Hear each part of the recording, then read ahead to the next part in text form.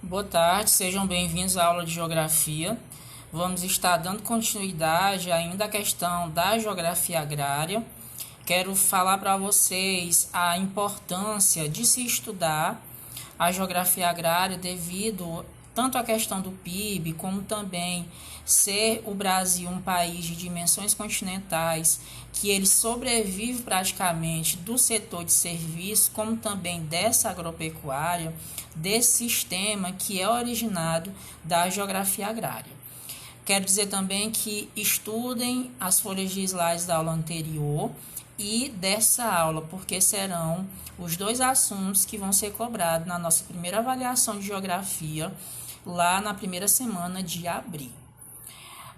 O material de estudo hoje, nós vamos estar falando especificadamente do espaço agrícola brasileiro.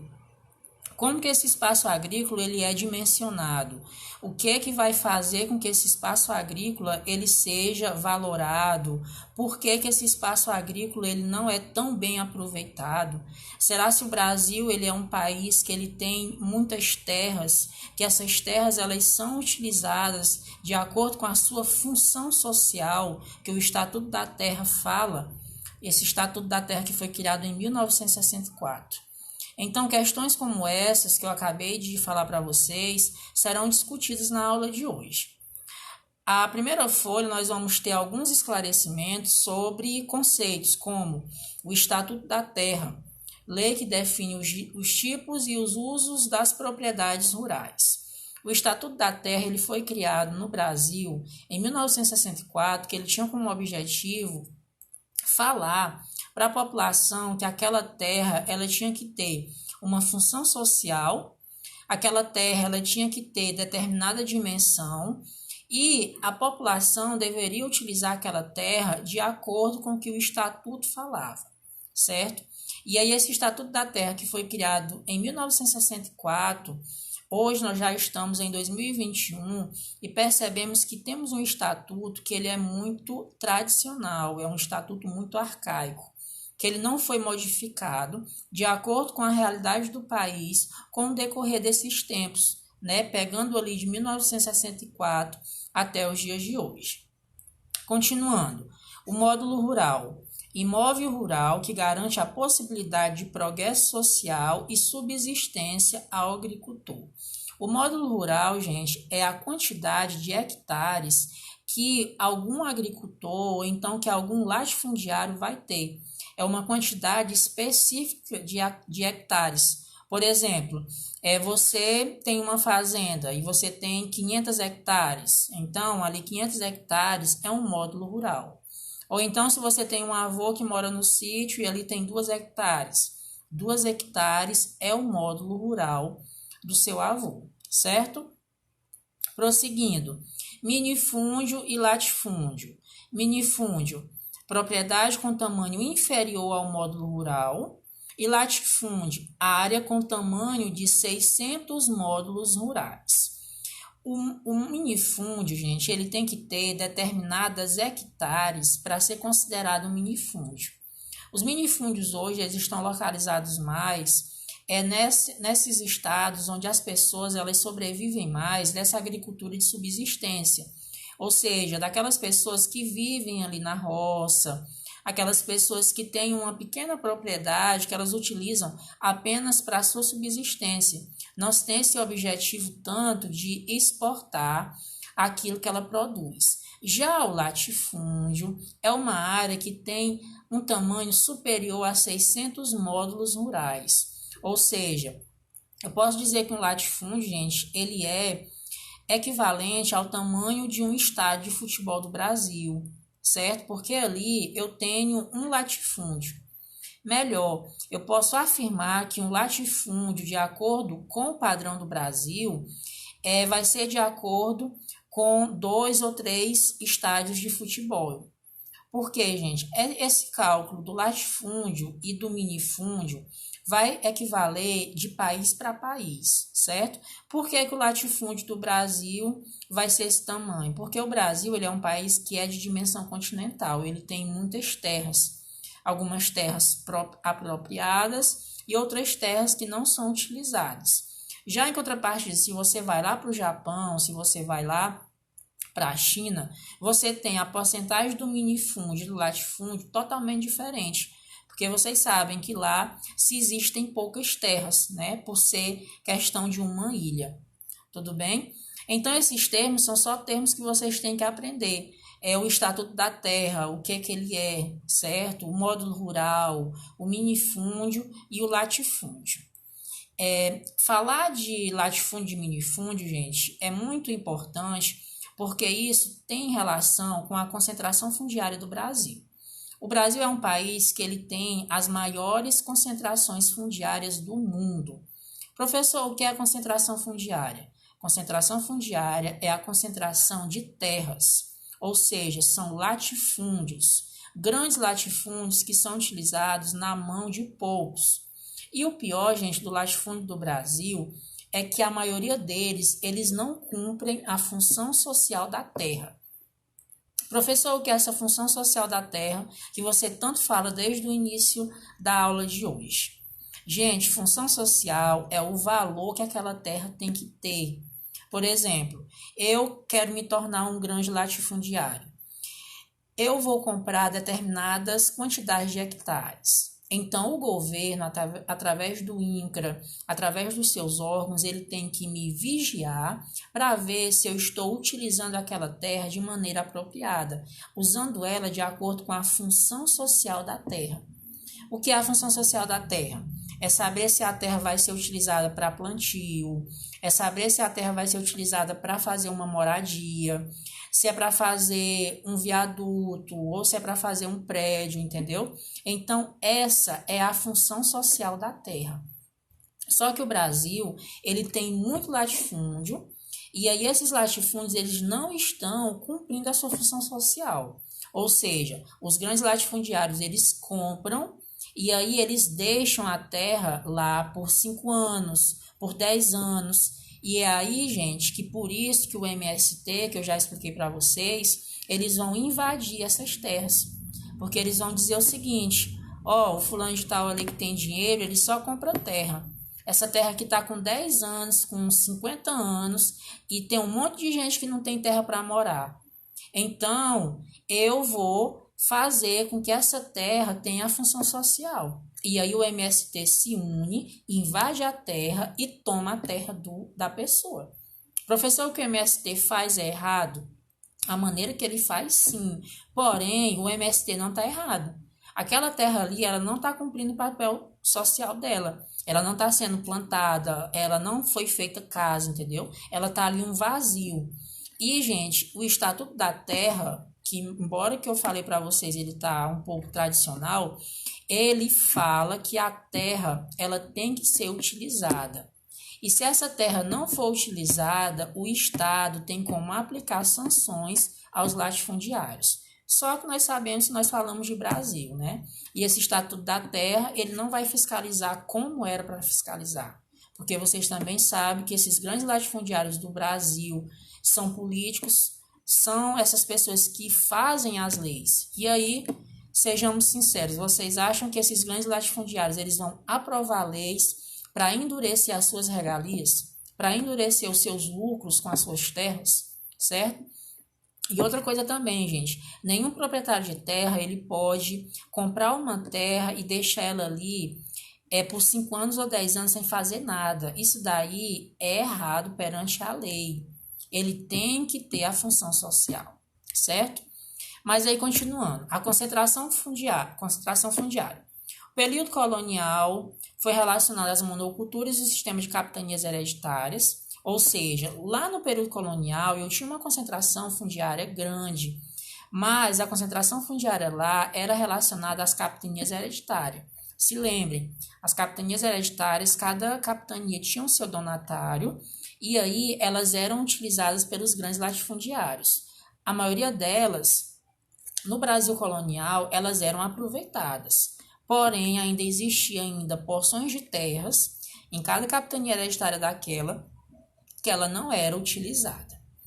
E aí, a lei de terras, ela já precedeu o Estatuto da Terra. certo? O Estatuto da Terra ele foi criado em 1964. Mas antes do Estatuto da Terra existia a Lei das Terras, que foi lá em 1850. Institui que a posse de terra só pode ser obtido mediante a compra. Então, o que foi que o Brasil, em 1850, começou a acreditar? Em 1850, nós estávamos vivendo em torno do Segundo Reinado, né? Então, Dom Pedro II, ele fala o seguinte, que agora não existia mais essa questão que o Brasil tinha desde o período da colônia, desde o período do Primeiro Império, que era o quê? Pegar e dar terras para as pessoas produzirem, dar o lucro para os donatários, para os grandes latifundiários. A partir de agora, de 1850, cada pessoa que tenha uma terra, ela tem que ter comprado ela, certo? E aí, para ela ter comprado, ela tem que ter um registro de posse. Só que nós vamos ver que esse registro de posse ele foi manipulado por muitos anos, porque aí vai entrar a questão dos grileiros, a questão dos posseiros, que são pessoas que elas vão fazer com que documentos sejam forçados, né, que documentos sejam feitos, mas na verdade esses documentos eles não funcionam, eles são documentos mentirosos, né? Que é outra questão que vocês já devem ter ouvido falar, que é a questão dos grileiros, a questão dos poceiros. Em 1964, nós temos o Estatuto da Terra, que é esse estatuto que eu falei para vocês, que vai dizer que a terra ela tem que ter a função social, certo? Que ela tem que produzir para que ela aconteça e para que o INCRA e para que os órgãos do governo federal eles não multem ou então eles apliquem sanção àquele latifundiário. E aí chega na função social da terra. A terra gera benefícios sociais por meio de relações trabalhistas, ecológicas e produtivas adequadas. A terra hoje no Brasil, gente, nós ainda temos grandes vazios demográficos. Vazios demográficos que eles são utilizados para a questão da preservação, que aí nós temos o caso da região norte, ali perto da floresta amazônica. Porém, nós temos outros vazios demográficos que eles foram formados por concentração fundiária, porque ali se existia o grande latifundiário que comprou aquela terra, ficou com aquela terra ali por 5 anos, 10 anos, 20 anos, esperando que ela valorize, para assim ele vender depois essas terras. Vou dar um exemplo muito comum de concentração fundiária em grandes cidades, em grandes metrópoles, em capitais. Por exemplo, aqui em Teresina. A gente tem concentração fundiária muita concentração fundiária. Gente, e um dos maiores latifundiários do Brasil, nós temos vários, mas vamos voltar aqui para o Piauí. Os latifundiários do Piauí, nós temos grandes, né? Nós temos grandes empresários que têm muitas terras. E aí eu posso citar para vocês o caso do João Vicente Claudino, que é o dono do Paraíba. Ele tem uma porção de terras muito grandiosas aqui em Teresina. E aí ele compra essa terra, né? Aí a terra ele cerca e ali ela fica parada por diversos anos. E aí depois ele vende, depois ele faz uma casa, depois ele faz algo, entendeu? Então, ali é uma espécie de concentração fundiária. Algo que grandes empresários fazem porque eles têm esse poder e eles compram grandes porções de terra, né? Grandes latifúndios. Prosseguindo, tem a foto das capitanias hereditárias, né? Que vocês já sabem como que elas eram capitanias e cada capitania daquela ela tinha o seu donatário. A próxima folha vai falar sobre a estrutura fundiária brasileira. A maior concentração de terra se encontra na região Nordeste e a menor na região Sul. A região Centro-Oeste é um ponto de concentração de terras devido à expansão da produção de grãos.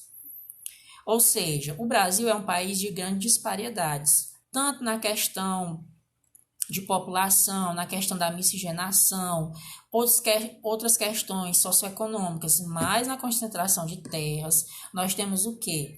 Uma grande disparidade, porque vejamos, temos terras concentradas na região Nordeste, né? Porque nós temos latifundiários que eles acabam se apropriando da terra e essa terra não cumpre seu valor social, e grandes concentração de terras também devido a produção agrícola dos grãos na região centro-oeste ali, que compreende os estados do Distrito Federal, pega Tocantins, Mato Grosso do Sul, e ali nós temos uma fronteira agrícola muito vasta. E aí, gente, os grandes latifúndios, eles são utilizados para os plantations. Eles são utilizados para plantar determinado grão. E o Brasil, como sendo esse produtor de soja que ele é, né, que tem uma importante contribuição na balança comercial do Brasil, mediante os grãos que advêm dessa soja, na região centro-oeste nós temos essa concentração de terras em larga escala.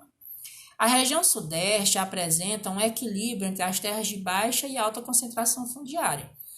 Curioso, a região sudeste, apesar de ser a região mais urbanizada, mais ocupada do Brasil, a gente tem um equilíbrio, tanto nessa questão de pessoas que vão ter uma alta concentração fundiária, como também daquelas pessoas que não vão ter uma alta concentração, né? Nós temos ali um equilíbrio. Vale ressaltar, gente, que nos Estados Unidos, em São Paulo, nós já vamos ter uma função social da terra empregada de uma maneira mais, como eu posso dizer, de uma maneira mais convincente, não, de uma maneira de maior agilidade, de maior facilidade, de maior frequência. De maior frequência, essa é a palavra. Nós vamos ter uma concentração fundiária, certo? Mas nós vamos ter uma apropriação com maior frequência na região sudeste. Porque vocês sabem, por ser a região mais urbanizada, a região mais desenvolvida, a terra vai cumprir a sua função social, porque ali vão ser construídos prédios, vão ser construídos shoppings, vão ser construídos condomínios, edifícios, entendeu? Então, a região sudeste, ela cumpre o papel social da terra, por incrível que pareça, porque é uma região urbanizada, uma região muito ocupada. E a região norte apresenta concentração na fronteira agrícola e pequenas propriedades no interior da floresta. Isso, gente, é algo já de se esperar. Por quê? Porque o interior da floresta é algo que ali nós temos mais a presença dos indígenas, apesar dos indígenas ao longo dos anos terem perdido seu território, mas na região norte nós temos estados ali como o Pará e como o próprio Amazonas, que tem ainda essa predominância de índios, eles acabam ocupando aquela terra, e a terra, sim, ela cumpre a sua função social, mas nós temos fronteiras agrícolas ali na região norte, que vai desmatar uma grande região, e ali vai ter também grandes concentrações de latifúndios, né? Terras que talvez não vão ser apropriadas. E só resumindo, gente, a nossa estrutura fundiária brasileira, ela é tão concentrada porque nós sabemos que ainda existe os privilegiados e os menos privilegiados no Brasil, o qual nós vivemos. E assim, a terra, ela é tida como o próprio Estatuto da Terra falou, que a partir de 1850, para você ser dono de uma terra, você tem que comprar. Então, não é todo mundo também que tem a condição de comprar, né? E aí, por isso que muitas pessoas acabam invadindo aquele grande latifúndio para que aquela terra seja apropriada e para que a sua função social seja exercida, certo? Então, nossa aula de geografia de hoje termina aqui. Será apenas um material de estudo. Esse material de estudo ele teve como objetivo de discutir essa concentração fundiária. Concentração fundiária é essa que, para você compreender, você vai ter que entender o que é a lei das terras, o que é o Estatuto da Terra, o que é o minifúndio, o que é o latifúndio. Por que na região norte nós temos vazios demográficos, na região centro-oeste nós temos grandes concentrações, porque ali nós temos a fronteira agrícola, né? Por que também na região sudeste nós temos a função social da terra exercida, né, devido a ser uma cidade urbanizada, devido a ser uma região que concentra muitos migrantes. Enfim, questões como essas que vocês têm que se apropriarem para vocês poderem aprender, não só para fazer nossa prova, mas também nas provas futuras que vocês farão, como o Enem, né? Porque eu já disse, já volto a repetir mais de uma vez, que a geografia agrária ela é muito cobrada no Enem. Então, nossa aula termina aqui. Espero que vocês tenham compreendido. Não se esqueçam de fazer o comentário do material de estudo da aula anterior e vocês vão ler esse material de estudo. Na verdade, gente, a aula anterior não teve material de estudo, né? A aula anterior teve atividade. Então, esqueçam, vocês vão ler mesmo só esse material de estudo, viu? Repetindo mais uma vez, vocês vão ler só o material de estudo, certo? Material de estudo dessa aula e da aula anterior são os dois materiais que vão cair na avaliação na primeira semana de abril. Boa tarde, boas atividades para vocês e determinação.